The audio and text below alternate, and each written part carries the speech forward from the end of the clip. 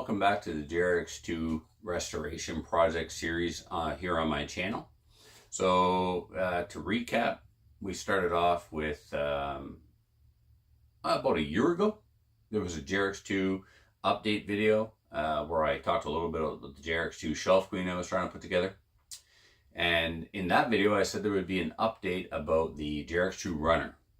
So when I decided to do the update of the JrX2 runner, I realized it was dirty because I had it at the track, and I thought I better take it apart and clean it before I show a dirty car on camera. That wouldn't be very cool. Well, when I started to tear that car apart, I realized that there was a lot of early versions of the JrX2 parts on that car that really had no business being on a runner if you were a collector and wanted to put together a decent shelf queen, which would be a representation of what came out of the box early 1988 when the JrX2 hit the market. And I mean, also discovered by accident, unfortunately, that car, that runner, had very early or first generation JrX2 front arms. And I never paid close enough attention when I slapped together that runner that those arms were on that car, that there was an early shock tower on that car. I hadn't, at that point, even though I'd been into RC and Losi since the 90s, I had no idea that there was variations of parts because I didn't start with the JrX2. I started with the JrX Pro. That was my first race grade RC car. And so I never got to experience the upgrade of the parts and the different versions of the parts as the kit kept coming out as time went on. So I gave my head a shake and took a real close look at what I had and decided the best course of action would be to strip everything. Disassemble all of the stuff that I had that was assembled and the half-assembled trucks and cars, strip everything, clean everything, and then organize the parts into the earliest versions of the parts. Did some research online to see how certain parts change over time. Arms, bulkheads, front bulkheads, side bulkheads, rear bulkheads, they all changed over time. The 5-link suspension changed over time.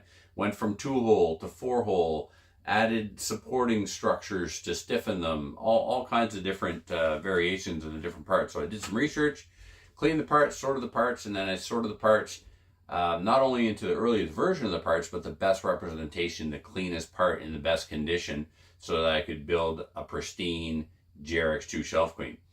And then I decided to build a second pristine JrX2 shelf queen because I had a substantial amount of early parts and excellent condition parts. And along the way, not unlike my Big Brute restoration project, I purchased a Junior 2. And the reason why I purchased that Junior 2 mostly was because it had a set of rear step pin tires. The step pin tires are the tires that came with the JrX2 when it was released. I had early, authentic, vintage JrX2 tires that would have been fine on a shelf queen, but they were not step pin. And I was really after that box art look. I wanted it to look exactly like it did on the JrX2 box in '88. But that Junior 2 was a gold mine of new old stock parts. The car was advertised as being built with brand new parts, and there were a number of parts on that car that were brand new. As a result, not only did my shelf queen get elevated, my JrX Pro got elevated. I replaced the used bumper with a new old stock bumper. I replaced the front bulkhead, which had some cracks where the bolts go for the front shock tower, which is fine on a shelf queen because you weren't running it. But even once in a while, I picked the car up. If I touched the shock tower, they would come loose. So rather than try and repair that cracked front bulkhead, I was able to replace it with a brand new old stock front bulkhead. The rear arms that are now on my JrX Pro were new old stock that were on that Junior 2. Seems to me that even my JrX-T benefited from it somehow, but I don't remember. So there was quite a bit of spin-off in buying that Junior 2. I didn't want a Junior 2 for my collection, but there was a lot of cool parts on that Junior 2 that would elevate everything.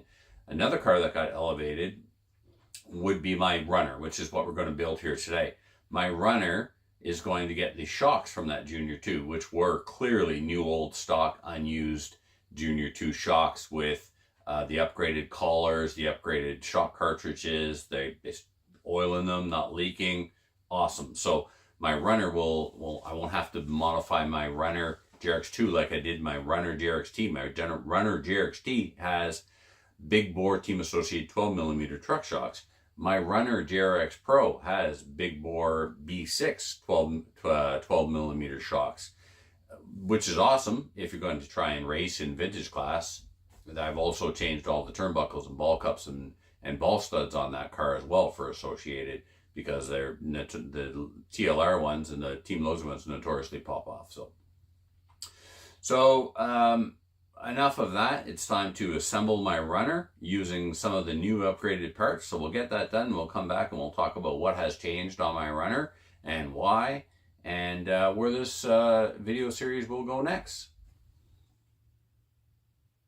All right, the JrX2 runner is built, and as I mentioned, there have been some upgrades along the way. So let's talk about those upgrades, and let's talk about some of the options that I have available to me going forward, what I'd like to use, what I can't use. You know, let's dig into it. So first, let's talk about the wing. So this wing is the wing that was used to be on my JrX Pro runner that I turned into a JrX-T. The wing buttons are not what came with the kit. The wing wire's got some funky bends in it. If you need to make vintage wing wire for your JrX2, JrX Pro SE, you can buy it off Amazon. It's just piano wire. It is actually just a little bit bigger than what's actually in the manual. The manual calls for 1/16. This is like a couple of thou of an inch more than what came in the kit, but it's fine. So you can buy that on Amazon. It's great if you have an original that you can measure and then bend that wire in a vise with soft jaws to get it exactly the same. So fear not, if you don't have wing wire and you're restoring a JrX2, you can get it on Amazon. All right, what else we got going on here? Let's get the electronics out of the way. I never usually focus much on electronics because they're not what matters to me, because every car has electronics. What's the big deal? But just so you know, I have a 60 amp brushless ESC, brushless ESC. It's a brushless ESC, but you can plug a NiCad or a nickel metal hydride into it if you want. The only thing is there's no programming for it. There's no flipping between a low voltage cutoff on a brushless and on a NiCad. But since it's labeled brushless, I'm assuming that it came programmed to have a low voltage cutoff somewhere around 3.8 per cell, maybe a little less than that. So it was a motor combo off of either Banggood or AliExpress, whatever, like in Canadian dollars to your door, it's like 80 bucks or something. Knockoff Futaba receiver that they change brand names all the time, but again, it's a AliExpress or Banggood deal, super cheap. I think they're like 25 bucks. The servo is still an original Futaba FP148. I'm running this. I could go to an upgraded servo if I wanted to, but that's what was on the chassis and it still works. It's got a servo saver, so that's all good.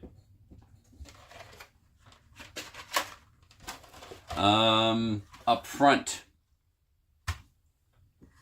I put the Junior 2 shocks on there, and this has one of the bulkheads that are super important when you're running a vintage, bulkhead brace, hinge pin brace, right? You can get them off of eBay. So it's carbon fiber or some other material, and the hinge pins are longer, and I had lost track of them for a while. Put them in a bag of other miscellaneous vintage parts that were not necessarily Team Lowe's parts, and I found them in there. So if you're going to run your vintage car with a vintage bulkhead, you really need that brace, because one hit on one of the front wheels and it rips the front arm and hinge pin out of the bulkhead. Ask me how I know. You can now on eBay, get aluminum bulkheads. So here's the thing. if the aluminum doesn't break, the arm for sure is going to break. So what are you going to do? Same as this. I mean, my bulkhead's not going to break, so my arm might break. But arms are easier to find than bulkheads. You have to choose which part you want to replace. The wheels and tires on this car are the orange ones from JC in the UK with J Concepts tires. And these were the wheels that were originally on my Shelf Queen, but they're not the right size. They're modern size for 2.2 inch tires, which is fine for a runner. It gives that vintage look with the convenience of modern tires. The front camber links are original Team Losi. The steering ones are larger than, I don't know what they're off of. They look very similar to Team Losi, but these ones actually have a little indicator of what side is your left-hand thread. So that's cool. I've got these on the front for the steering. I also put them on the back for the rear camber link, and they're a little bit long, and they took some adjusting to get things even so that the camber link wasn't binding on the ball stud. I didn't like the camber link had pushed into the ball cup to the point where it was kind of pushed out the plastic and was binding on the ball cup, or the ball cup was binding on the ball stud rather. So that's been sorted.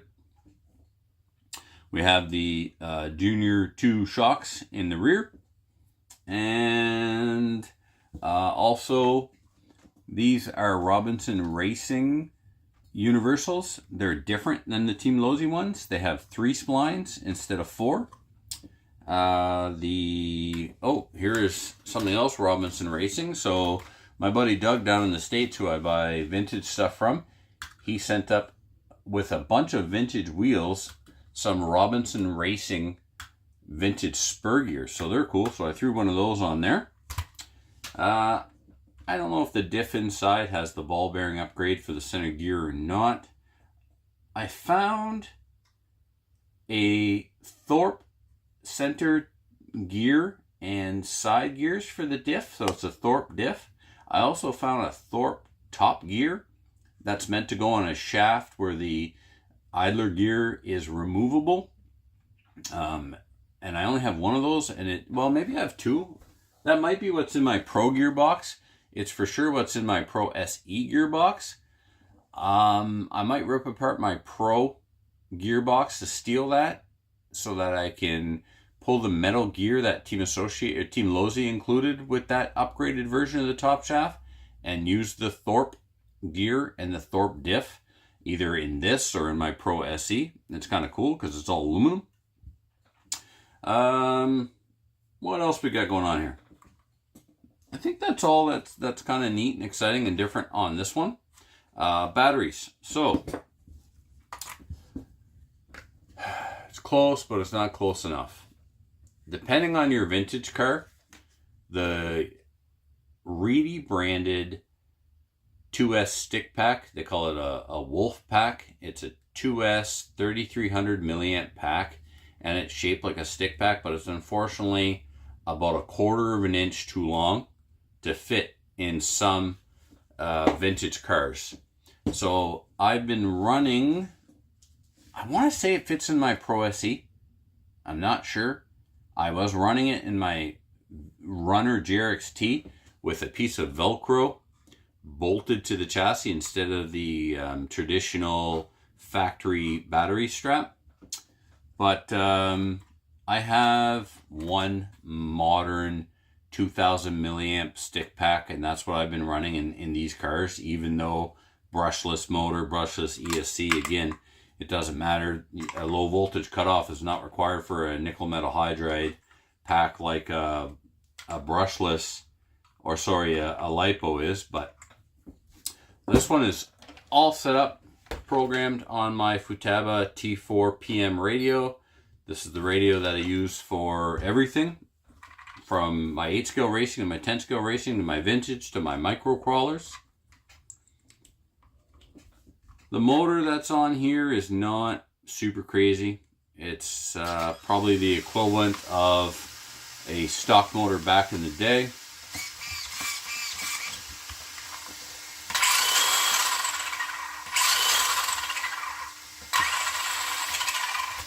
forward, reverse, all good. So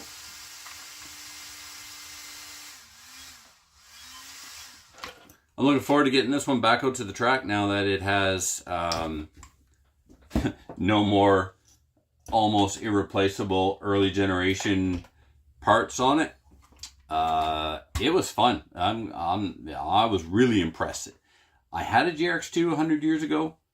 I don't remember that I ran it all that much, but I did have one. I think I had it just to have it back in the day. I was certainly more concentrated on my JrX Pro and then my Pro SE. So the last time I ran this car, it had early parts on it. But it was fun. It was a lot of fun. And it was on an 8 scale track, which, you know, presented its own challenges for a 10 scale two-wheel drive buggy. The jumps are 8 scale jumps, so I didn't try and land any jumps with my vintage cars. I just rolled them. And I still ended up breaking that front arm. Those front arms were pretty fragile, so. Crush, do you approve? You giving it a CAT scan? Very good. Thanks, buddy. All right, so we've got it built. We talked about what we did to upgrade it and improve upon it from its previous version. Everything's gotten improved throughout this project. The Shelf Queens have gotten improved. The JrXTs have gotten improved. The runners have gotten improved. So this has been a heck of a lot of fun, but we're not done. More on that later. But let's change camera angles and wrap this one up. Well, that concludes essentially part 3 in my JrX2 restoration project video series. First, we had my personal primary shelf queen that I was going to keep for myself. That's all complete, with the exception of installing the period correct Tekin speed control, which was thrown in for free with my Junior 2. Thanks for that. I appreciate that. I'm going to rewire it. The wiring is rough. It's going to get a new wire that plugs into the receiver and new motor and battery wires. Then we've got the second shelf queen, which is built with also as many early period correct parts as possible. Both of these are all original with the exception of the bodies and the decals.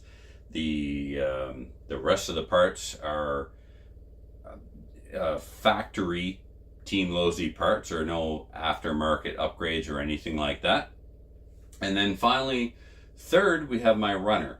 So that's what started this whole mess. I wanted to clean my runner before showing it on camera, and then decided to clean everything, tear everything apart, and then it was like, all right, this is cool. How many can we actually build? So we're at 3. Can we build a 4th? You'll have to stay tuned to find out. Until then, thank you for watching. Bye for now.